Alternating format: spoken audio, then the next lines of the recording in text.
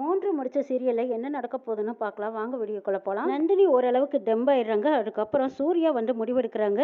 இனிமே நந்தினி இங்க இருக்க வேண்டாம். நந்தினி எத்தனை அவமானத்தை தான் தாங்கிட்டு இந்த வீட்டில் இருப்பா. பாவமா அவளோட அன்பு, பாசம் இதெல்லாம் தான் என்னை மாத்துச்சு. ஆனா இப்போ அவ கூட சேர்ந்து வாழ்ற ஆசை எனக்கு இருந்தாலும் அவ இந்த வீட்டில் அசிங்கப்பட்டு அவமானப்பட்டு நிற்கிறத என்னால் பார்த்துட்டு இருக்க முடியல. திரும்பவும் அவளை அவங்க அம்மா வீட்டுக்கே கொண்டு விட்டுலான்னு இருக்கேன்னு சூர்யாவோட ஃப்ரெண்டு கிட்ட சொல்கிறாங்க. நல்லா யோசிச்சு முடிவெடி.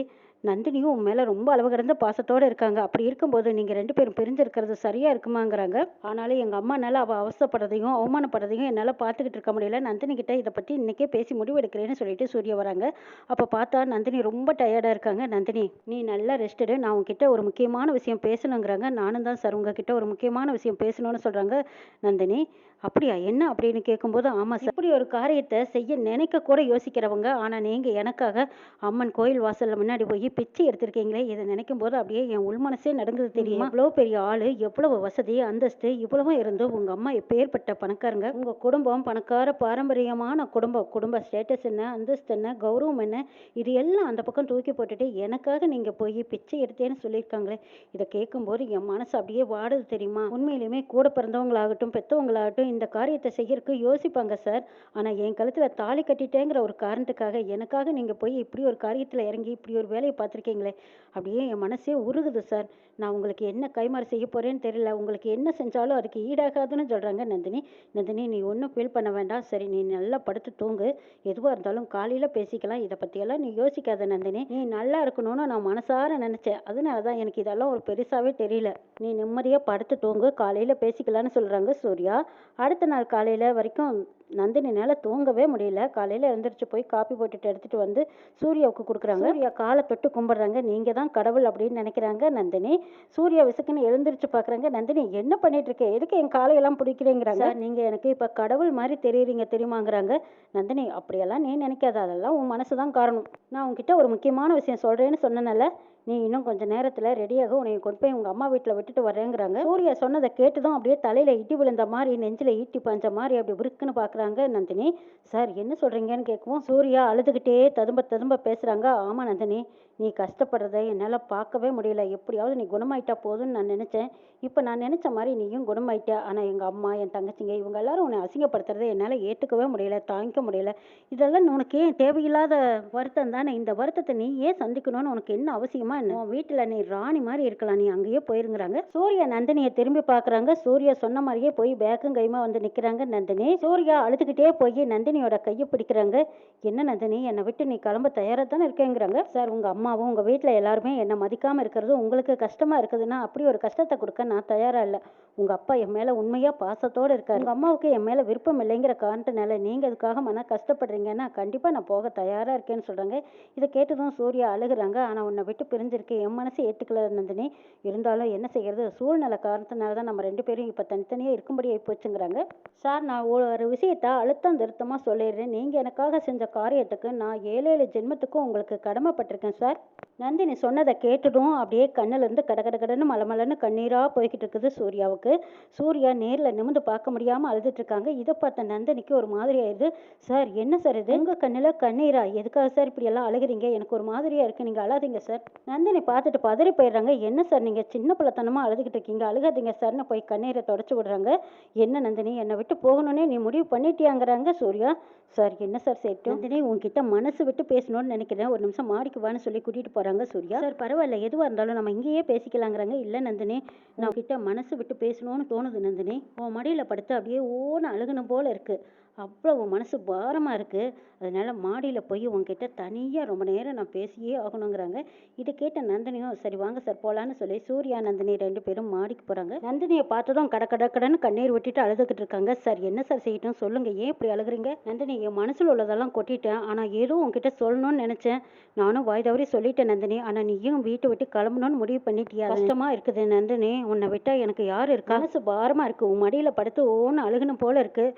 ஆனால் நந்தினி, ஏதோ சொன்னேனே தவிர உன்னை விட்டு போக எனக்கு மனசு இல்லை தான் அப்படின்னு சொல்கிறாங்க சூர்யா. நந்தினி மனசுலையும் சூர்யா மேலே காதல் இருக்குது, அதை சொல்லாமல் புரிய வைக்கிறாங்க நந்தினி.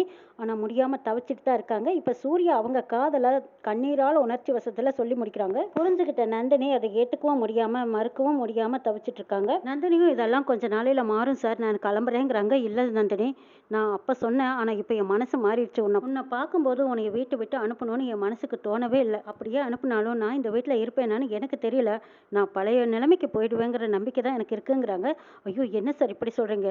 நீங்கள் நல்லா இருக்கணுங்கிறது தான் என்னோட விருப்பம், என்னோட ஆசைங்க சார் அவங்கிறாங்க நந்தினி. அப்படின்னா நான் சொன்னதை வாபஸ் வாங்கிக்கிறேன் நந்தினி.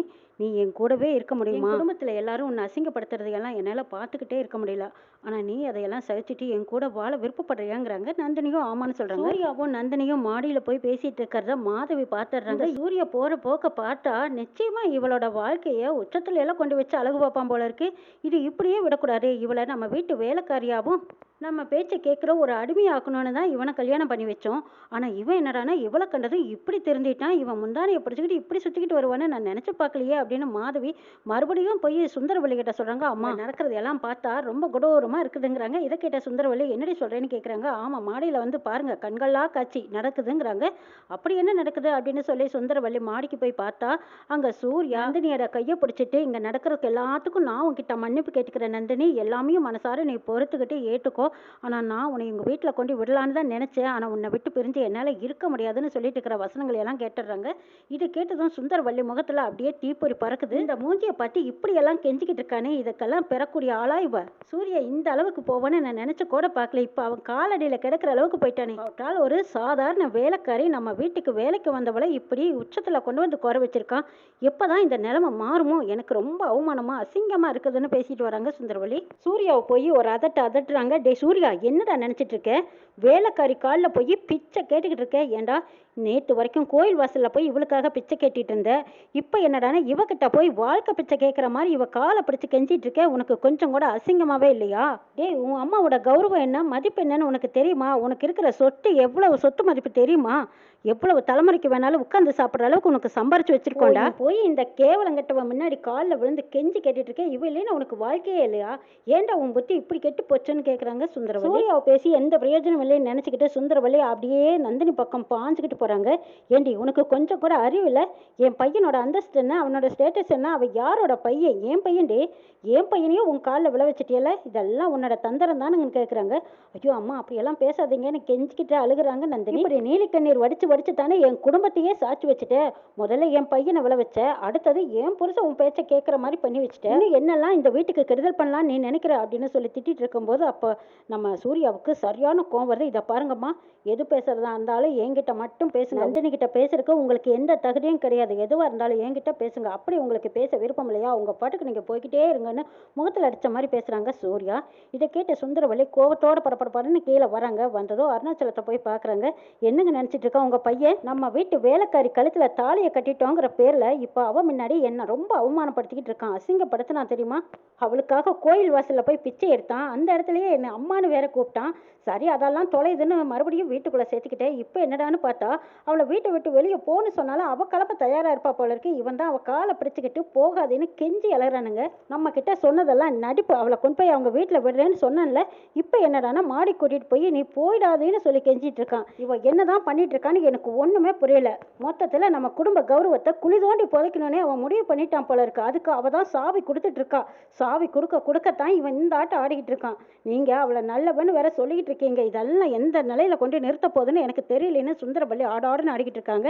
இதை கேட்ட அருணாச்சலம் சொல்றாங்க, இதை பார் சுந்தரவல்லி, அவங்க ரெண்டு பேர்த்தோட பிரச்சனையை அவங்களோட விட்டு என்ன முடிவெடுத்தாலும் சரி அதுக்கு நம்ம சம்மதம் சொல்லிட்டு போய்கிட்டே இருக்க வேண்டியதான். இப்போ இனிமே சூர்யா தனியால் கிடையாது, அவனுக்குன்னு ஒரு குடும்பம் ஆயிடுச்சு. அந்த குடும்பத்துக்குள்ள நம்ம நுழையிறது பெரிய தப்புன்னு உனக்கு தோணலையான்னு கேட்குறாங்க.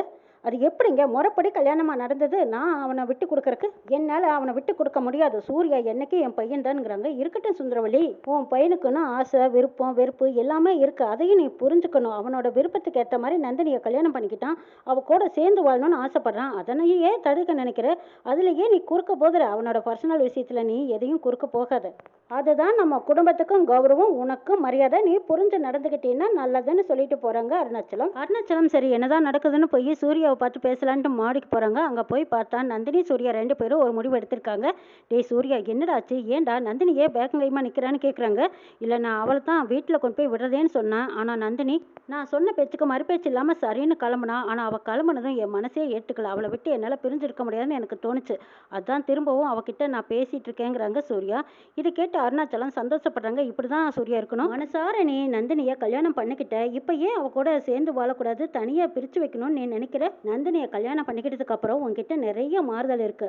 அந்த மாற்றத்துக்கு காரணம் நந்தினி தான். அது எல்லாமே நல்ல பழக்கம் தான்டா, தப்பில்லை. நந்தினி கூட சேர்ந்து வாழணும்னு ஆசைப்பட்டா நீங்கள் 2 பேரும் சந்தோஷமா சேர்ந்து வாழுங்கப்பா. யார் என்ன பேசினாலும் அதை காதில் போட்டுக்காதீங்கப்பா. இந்த உலகம் வாழ்ந்தாலும் பேசும், தாழ்ந்தாலும் பேசும். அதை நீங்கள் 2 பேரும் நல்லா புரிஞ்சுக்கிட்டு வாழ ஆரம்பிச்சிங்கன்னா யாரும் உங்களை எதுவும் பண்ண முடியாதுன்னு அருணாச்சலம் ரொம்பவே சூர்யாவுக்கு சப்போர்ட் பண்ணுறாங்க. அதை கேட்ட நந்தினி, சூர்யா 2 பேரும் அருணாச்சலத்துக்கிட்ட ஆசீர்வாதம் வாங்குறாங்க. சூர்யா, உன்னோட முடிவை நீ மாற்றிக்கணும். நந்தினியை ஒரு நாள் நீ விட்டு பிரியக்கூடாது. நீ நந்தினி கூட தான் சேர்ந்து வாழணும்னு அருணாச்சலம் சொன்னதுக்கப்புறம் நந்தினி, சூர்யா 2 பேரும் மனசுக்குள்ள இருக்கிற காதலை வெளிப்படையாக சொல்கிறாங்க. காதலை புரிஞ்சுக்கிட்ட சூர்யா நந்தினியோட வாழ்க்கை எப்படி இருக்க போகுதுங்கிறதையும் நாளைக்கு சொல்ல பார்க்கலாம்.